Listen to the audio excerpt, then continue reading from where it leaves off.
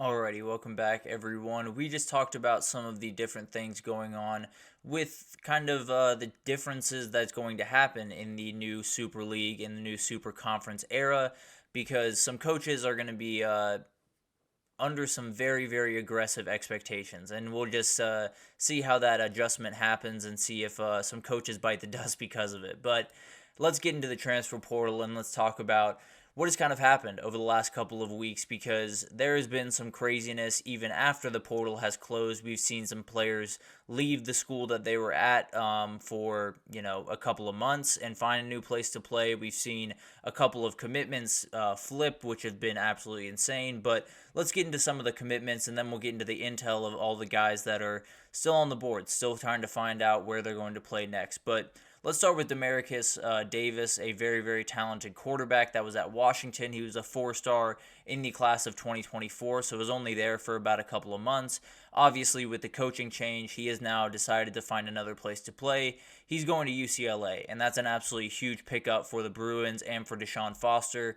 They need a guy, and they need someone that is going to be, the first quarterback in this new kind of rebuild of UCLA, and I think this is going to be the kid. I don't know if he's going to start this year in particular, but I do think he's going to be the guy in 2025 and going forward, and will definitely be a big-time player for them. Is very, very talented, can do a ton of really, really incredible stuff, so very excited to see what he can do. I think at some point you will see him as the starter for UCLA. Another guy I assume will be the starter here pretty soon, probably not this year, but at some point, is Sam Heward. He was started his career at Washington, was a five-star recruit coming out of high school, a highly touted guy that was very, very talented. Didn't necessarily catch on at Washington the way that he'd hoped. He went to Cal Poly and absolutely tore it up. Was incredible during his time there. He has now found his way up to the Power 5 level again, and he's at Utah. He is going to be probably the backup to Cam Rising, and it's something that Utah desperately needed, to be totally honest with you. That quarterback room looked a lot of Cam Rising and not a ton else, or at least not a ton of confidence in the rest that you have. So I think adding Sam Heward definitely gives them a little bit better peace of mind when you go forward in the portal era. And then you have Gavin Wimsatt coming from Rutgers. He just got beat out by Ethan Kaliak-Manis for that starting job. And I think this is kind of like Heward, where you're probably not going to be the starter this year, but you give your team a lot of stability at that position. You give your team the ability to trot out there and say, if Vandegrift does go down, we at least have a kid that has played Power 5 ball, that can make good decisions, and had a really solid year for Rutgers a year ago. So definitely someone that, at the very least, brings a little bit more stability to that room. But then we have Mike Wright, another quarterback that is committed to Northwestern. This was one of the places that we were looking for. This is one that we were definitely waiting for, where it felt like Northwestern's quarterback position was a little bit up for grabs. They do have Ryan Helinski up there among a couple other guys, but I think Mike Wright might just be the guy that trots out there in week one. And part of that is because his athleticism is off the charts. This dude is a remarkable running threat, can definitely do incredible things with his legs. So I think for a team like Northwestern, who is likely going to struggle on the offensive side of the ball, having a guy that can make something out of nothing helps that a lot. So I would very much expect him to maybe not be the starter in week one. He definitely could be, but at some point in the year, I would expect him to be the starter for Northwestern. And then we had Alton McCaskill, a very talented running back that was at Colorado a year ago after some time at Houston. He is now committed to Arizona State. This is a huge pickup for Arizona State. I think when you add him to Raleek Brown in that room, it gets very, very scary very quickly. He had a great year in 2022 at Houston, so definitely a very talented kid. Didn't quite work out the way he wanted to at Colorado, but plenty of good football still left in this kid, so very excited to see what he can do. Jake Bostic is a wide receiver that was at Iowa for quite some time. Didn't play much, was in 5 games, but didn't record any stats. But he's now at Texas A&M, where I think he's going to be a big-time rotational guy.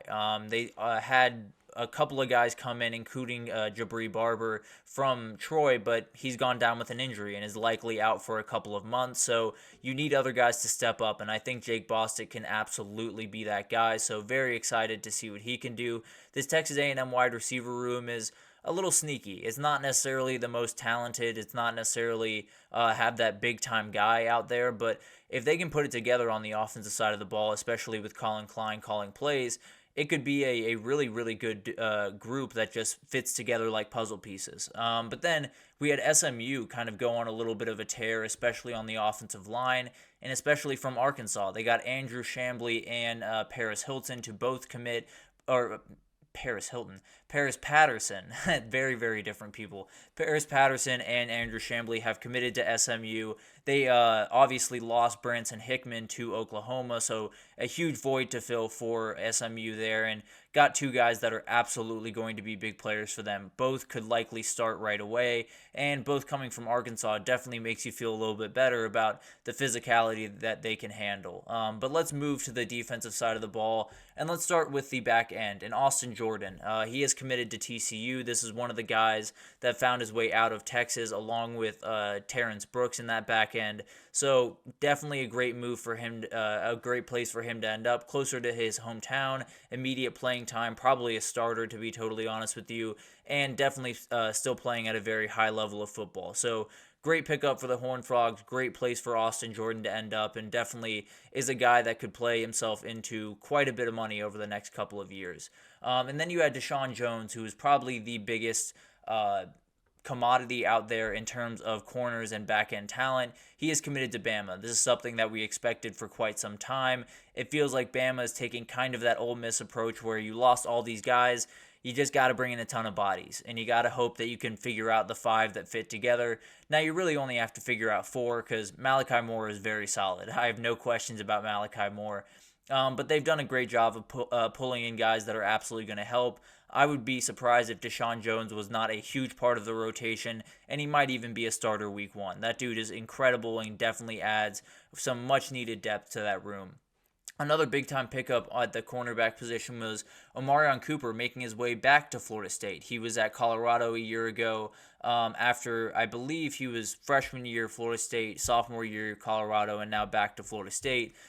So a kid that, decided the grass was not greener, as we've been talking about quite a bit. So I think this is a kid that has elite talent, can definitely be a Sunday type player, but he needs to be at the right position, and he needs to be under the right tutelage and under the right coaching, and I think Florida State is probably a better place for him to do that. Now, it's not to say that Colorado can't do that, because you see what Travis Hunter is capable of doing, and you definitely see the development that has happened there. But I think when you get on the field at Florida State and when you're able to go up against, some of the big boys that they're going to go up against, I think it just prepares you a little bit more. So Omarion Cooper feels like he's taken a little bit more of the diplomatic approach, playing a little bit more of the long game in this in college football, and kind of the way that he wants to go about business. Another one that Florida State picked up was Cam Riley, and this was one that a lot of people didn't expect, partly because he was committed to NC State and actually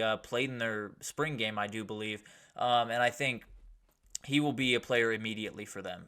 Florida State needed some help in that linebacking room, so Cam Riley's an absolute gift. This guy is really, really good, and this Florida State defense just continuously gets more and more scary. But then you had Bai Jobe commit to Kansas, which was a fantastic pickup for Lance Leipold. They definitely needed a difference maker on that pass rushing side, and Bai Jobe can absolutely be that dude. So very, very excited about that. I think he's someone that is going to be a big-time player and possibly could be a huge reason that Kansas finds its way to Arlington. So definitely a big pickup there. We had Johnny Chaney, a very talented linebacker who was all SWAC a year ago, all SWAC second-teamer a year ago, has 140 tackles over his career. He's now at Colorado, so a huge pickup for them. They need as many bodies as they can on that defensive side of the ball, and they've done a great job doing that.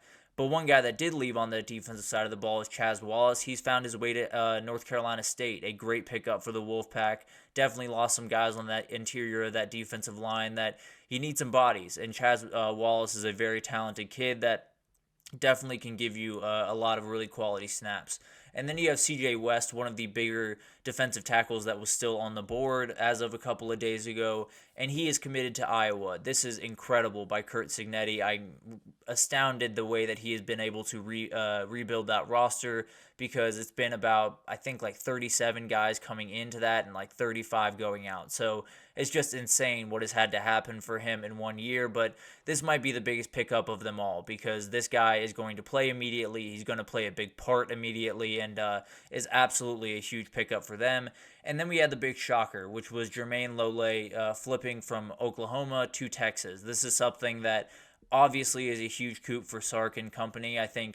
I don't really know how they pulled this off, to be totally honest, but it sounds like Dominic Williams commits and they say, okay, we'll go take we'll go take the other one that you guys got in this portal cycle. So huge win for Texas. They get a ton of experience, over 1,500 snaps for this kid in his career. So can play all over the place, whether it's, 1 tech, 3 tech, or 5 tech. Is a very, very talented kid. I also added Bill Norton and Tia Savea. So they added a lot of experience on that D-line to go with some of the youth that is very talented but just hasn't quite been rounded out the right way. So it's going to be an incredible group on that defensive line. It's turned from a worry for a lot of Texas fans to one thing that I don't think they're going to be too worried about going forward. But let's get into all the guys still left on the board and give you guys an idea of where all of them sit, because it's a lot. There's still some guys out there that definitely have a lot going into the next couple of weeks, and King Mack is maybe one of the biggest guys in the portal right now. It seems like he's all Bama. I think he's locked in there. I think you can almost pencil him in as the next guy going to Bama, which would add to that DB class that is becoming more and more impressive. Gavin Meyer is a guy from Wyoming, a defensive tackle, another defensive tackle that has found his way into the mix because so many of the big guys came off the board. Apparently, Florida State has been in contact with him, so trying to add even more to that defensive side of the ball and help them out more. And this would be a great pickup, a guy that did incredible things at Wyoming and definitely can give you some really good snaps. You had Cormani McLean, who has yet to make a decision, but it is expected very soon. I have no intel on this kid. I have no idea where he's going to end up. I have no idea where he's even leaning at this very moment, because it's been very hush-hush. I've not heard any teams necessarily that have reached out to him. I've just heard conferences. So it'll be fascinating to see where he ends up. Tyler Barron is still sitting as an Ole Miss versus Miami battle. It sounds like Ole Miss is being harder and harder to push away, but I'd still lean Miami. It's just getting closer and closer in that commitment, though, for sure. Oh, excuse me. Jacoby Matthews is someone who's trending towards the Washington Huskies, and this feels like something that definitely will help Washington a ton. You need someone on that back end of that defense that can be the security blanket for you, and Jacoby Matthews is incredible. He's someone that played really, really well when he was at Texas A&M, and given more snaps, I think is just going to be even better. So it would be a huge pickup for Jed Fish and company. You also have Jaden Mangum, another safety out there on the board from Michigan State. He's a guy that is visiting Ohio State here pretty soon, I believe, and then going to Nebraska, and then he'll go to Michigan this following weekend. So a ton riding on this guy. This is a very, very talented kid. I'd lean Nebraska just because the other two are so solid at that position, but this is not a kid that's going to be scared away from competition. Was a second-team All-Big Ten player last year, 4 picks on the year, so very talented, can definitely play at any number of these schools, but I would just lean Nebraska just a touch. Johnny Bowens is another guy to watch at the defensive tackle position, a 4-star coming out of high school. He went to Oregon, didn't necessarily work out. I've heard Texas' name mentioned in this, but with Jermaine Lole flipping over, I don't expect them to pick him up, so I'm not sure where he's looking, but it probably will not be in Austin, Texas. Curtis Perry, another defensive tackle from Alabama. It looks like he's looking at Virginia Tech more and more. They're picking up a lot of steam on the portal trail. Elijah Herring, a linebacker from Tennessee, is very, very talented. He has a new favorite. He's been bouncing around a little bit, had Colorado, Kansas State, had Virginia Tech here for a minute, but now it seems like Memphis is the leader in the clubhouse. Definitely would be a huge pickup for them, a guy that would absolutely start, might be the best player on their defense right away. And then you have Bryce Foster, who is a little bit of an unknown right now. He did take a visit to USC, which seems like it went very well, would be an absolutely huge pickup for Lincoln Riley and company, but not sure we're necessarily super close to a commitment there. But whoever gets him, I think is probably getting a starter right away. There's no doubt about that. So the transfer portal is still wild. There's still plenty of dominoes left to fall. Jermaine Lole flipping was obviously the biggest of the news because not only, flipping this late in the process, but who he flipped from and to is obviously the big story there. So a huge pickup for Texas, a big-time blow for Oklahoma. We'll get into that a little bit next week, probably talking about Texas and Oklahoma in a little bit more detail and what they look like going into the SEC. But we're going to take our final break here. And when we come back, we're going to talk about the projected playoff based on some postseason rankings that came out from CBS. So I want to break that down for you guys. Always a fun exercise to go through. So we'll do that right after this. So stick with us.